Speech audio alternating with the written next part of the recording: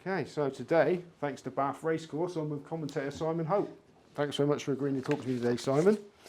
So you've been a commentator on the circuit since, if I got my facts right, 1988. Has it been a good career choice? Oh, well, it's been a dream job, Simon, really. I mean, my whole life in racing has been amazing. It's almost been fated because from a young age I was just so absorbed with horse racing for no reason, really. And I just felt that I might be able to do the commentating. I was already a journalist, done other things. And I found that after a while I got used to it, and yeah, it's been fantastic, really, and I still enjoy it. I mean, I always think it's a bit like a mental tightrope. You know, you've only got to have one little aberration, and you're going to fall down into the canyon. You know, so it's that sort of thing, the mental challenge, which is the exciting thing about it. First and foremost, to be accurate, and then maybe a little bit of performance, if you can find the time or find the words. Yeah, did you? We'll talk about how you built up to this and since. But do you remember your first meeting you worked at? I assume so. I do. I had done a point-to-point, but my first racecourse day was at Folkestone, and you can't start lower than this. It was a 5 furlong, 4-runner, 2-year-old seller at Folkestone. You literally cannot start at a lower level than that. And Rawley Gilbert, veteran commentator, lovely man, was sent to mentor me on this debut, and we shared a commentary box, very small commentary box, and Rawley was a chain smoker and I was already, at the age of 24, a cigar smoker. So we had this sort of smoking competition in the commentary box, which he won very easily, and I swear he was more nervous than I was. And I was crapping myself, to be honest. And anyway, got through it, and it was a tremendous relief. He was a lovely man, and he had a beautiful voice. I always loved his voice. Did you sleep the night before? I doubt it. I can't remember now, but even today, you know, ahead of a big meeting, I don't really sleep as well as I should do. You still get is it like stage fright then before? I would say it's just anxiety. It's not particularly stage fright. I think they're mowing the grass, aren't they? Yeah, it's in good condition. Yeah, it's not. I wouldn't say it goes as far as to say it's nerves. It's just anxiety, and again, just not hoping not to fall off that mental tightrope. Yeah. So how much work goes into a card before you actually do it? So like today at Bath, there's 8 races. Have you had to? Do you go through and memorise every runner, and you know, or does it come naturally these days? Have you got a trick to remember everything? It was quicker before, when I was younger, but now I don't trust myself quite so much, and so I do put in a lot more preparation.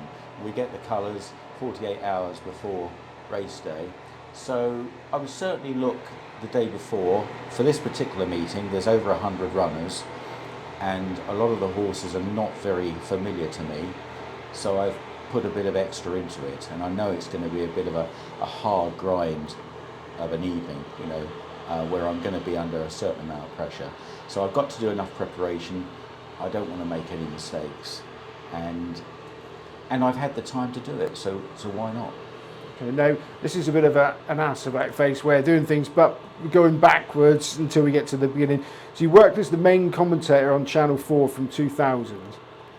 That, you know, national TV, how much of a difference did that make to your career trajectory? Well, I mean, for somebody who's a racecourse or racing commentator, you can't really go much higher than that. I mean, it was a tremendous breakthrough. I actually joined Channel 4 Racing in 1994, and I'd been a racecourse commentator for 6 years, and it was quite quick. It was absolutely, and I got invited out to dinner by the producer Andrew Franklin and his deputy Mark Jackson, and they just said they were interested in taking me on just to read results to begin with, and also to do parts of races like the Cambridgeshire and the Cesarewitch, because there used to be a commentary box on the dike down the edge of the Rowley Mile, and they called it the ditch commentary box.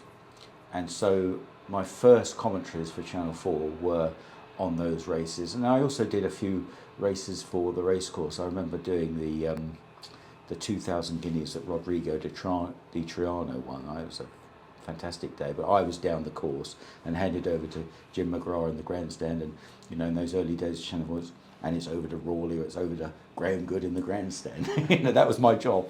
And apart from that, reading results, and then eventually things just changed. I did a lot of second meetings where I was presenting and commentating. I remember places like Huntingdon, Newton Abbot, which we would show as second meetings, and I'd go on my own. There would just be a cameraman and a sound man, and I'd open up, say good afternoon everybody, go and call the race, dash down, do the interview with the winning jockey or the trainer, back up again, call the race, and another, usually just 2 races. So I used to do a bit of that as well. And then in 2000, as you say, Graham Good decided, he was 50 at the time. He always talked about it being at the very sharp end, the job being at the sharp end, and he decided to step down from the main role, and I got it, and it was just it was the dream job really, and it started very quickly with the Cheltenham Festival just a couple of months or so later, and it was Istabraq winning the 3rd champion hurdle. So fantastic. I had the pleasure of working with some of the Channel 4 team when I was at Turf TV, and they seemed to have a lot of fun, very sort of tight-knit fun. Is that how it was, or is that just how it appeared? It was fun. It was also very professional. I mean, the boss, Andrew Franklin, he pulled off quite a trick really. First of all, getting together such a disparate group of people, all with different personalities. I mean, I was one of the quiet ones compared to, you know, Tomo and McCurrick, John Frankham. But that was a great trick to pull off, and he was also able to be your boss but also be your friend. So you'd quite happily, I still see him 2 or 3 times a year for lunch, and you go out and have dinner with him in the evening. But if he told you to do something during the programme, you damn well had to do it. You know, it was live and the pressure was on. But we did have a lot of fun, and we had some big characters. Obviously John McCurrick, perhaps some people loved him, some people weren't so keen, but you know, he was a force of nature really, and he would agree, you know, it was a bit of a pantomime act. But I've personally found it very amusing when he used to turn on racegoers and tell them to behave themselves and not be so stupid, you know. I don't think you could get away with that now. And he would always be well informed, I think. You know, I mean, the betting jungle was very much his home. So although he was this sort of pantomime queen, he was a very well informed performer. You know, he knew exactly what he was doing. And nobody, talking about preparation, nobody prepared more than Mac for a broadcast. And he had these old pieces of parchment, which all the winners written on them of races, which he would write down in his 2 race cards, always had 2 race cards. And these things were falling apart. Well, you know, you could have just gone on Wikipedia. And all that, they're all down there. But anyway, he had all the winners written down, and he'd do all this preparation. And he was often, the one thing about McCurrick, he could be funny to watch, but he wasn't actually a very funny or quick-witted person. He was more the butt of the jokes in the team, I always felt. And one day, I remember at York, he was sitting in the little dining room area beneath the press room, and he was found a little corner to do his preparation. He does a lot of preparation, you know. And just outside the press room window on the ground floor is the bandstand, and the Yorkshire Brass Band get up and play before racing, you know. And this he was finding intensely irritating, and they were playing all the old tunes very loudly. And I was thinking, oh God, when are they going to finish? When? You know. And eventually the bandmaster decided they were going to take a break. I said, oh, hallelujah, thank goodness for that. Well, Johnny Franklin was there, and he just popped outside and gave the bandmaster a couple of quid to start up again. Just to annoy McCraig. So he was often the butt of the joke, but I loved working with him, and I think people that worked with him subsequently on at the races, Sky Sports Racing, which he did when he finished with Channel 4, they were all surprised how good he was to work with. And now You stayed with Channel 4 until ITV took over in 2016. And you were one of the ones that they didn't take on. How big? Well, I assume it was a big blow, or was it? I mean, did you take it personally? I was disappointed, obviously, because it was something. It was the next step, really. I'd hope. The interview, I think, went terrible. There was just no rapport between me and the guys that were interviewing me. I don't know if they'd already made their mind up. I think that they probably wanted a new look, new sound after so long, Channel 4. And I mean, they didn't take on Nick Luck either, which is extraordinary to me because, you know, for me, he's just such a consummate presenter, interviewer. So I think they probably were looking for something different, and so they took Richard Hoyles on, and good luck to him. And he was very kind. He even tried to get me the second job for ITV. But it was a bad interview. I went straight to the pub after the interview thinking, that's it, completely blown it.